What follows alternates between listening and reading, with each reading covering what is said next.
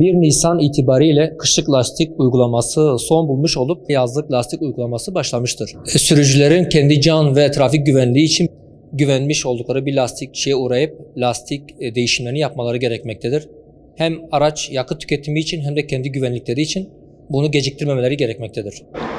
Kış lastiği kış mevsimleri için üretilmiş oldukları için hem yol tutuş mesafeleri hem de yakıt tüketiminde sürücüye bir maliyet artırımı yapmaktadır.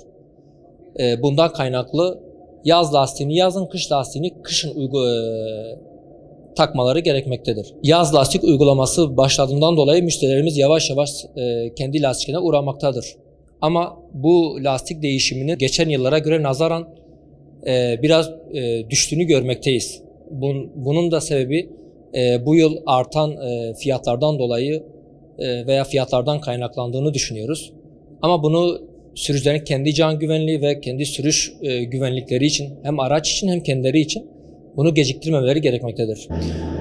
Geçen sene 2.000 lira olan lastik bugün 3.000 liradan 3.000 lirayı bulmaktadır maalesef. Hani %40-50 civarında bir artış görüldü. Fiyatların doğal olarak yükselmesinden kaynaklı olarak bu da müşteriye yansıdığı için mecburen bu değişimlerin ve lastik alımlarının bu yıl düştüğünü görmekteyiz. Kış lastiği sezonu sonuna geldik. Kışlık lastiği söküyoruz, yaz lastiği takıyoruz.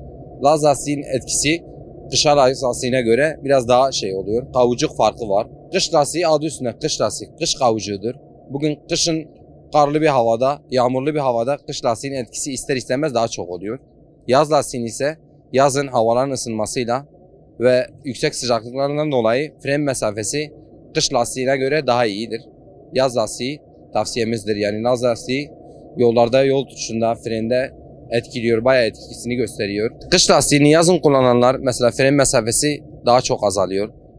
Kış lastiği kış kavucuğu olduğu için yazın havaların ısınmasından dolayı kavucuk parça atıyor.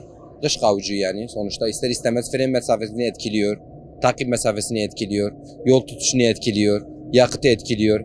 Hem ekonomik hem maddi her türlü zarardır. O yüzden müşterilerimize tavsiyemiz zamanında yaz lastiğinin takılması önem vereceğimizdir. Normal lastik fiyatları zaten bayağı bir artışta. Geçen sene 2.000 liraya aldığımız lastik bugün bize maliyeti 3.000 lira olmuş. Ve yüksek fiyat artışlardan dolayı müşterilerimiz daha çoğu kişi kış lastiğiyle geziyorlar yani. Normalde bu aylarda biz hiç boş durmuyorduk. Oturma fırsatımız olmuyordu. Ama bütün günümüz 24 saatimiz boş geçiyor. Oturarak geçiyoruz. Yani hem fiyattan hem bütçeden dolayı kimse gelip yaz lastiği alamıyor. Sürücülere tavsiyemiz abi en yakın zamanda kış lastiğini söküp yaz lastiğini takmasıdır.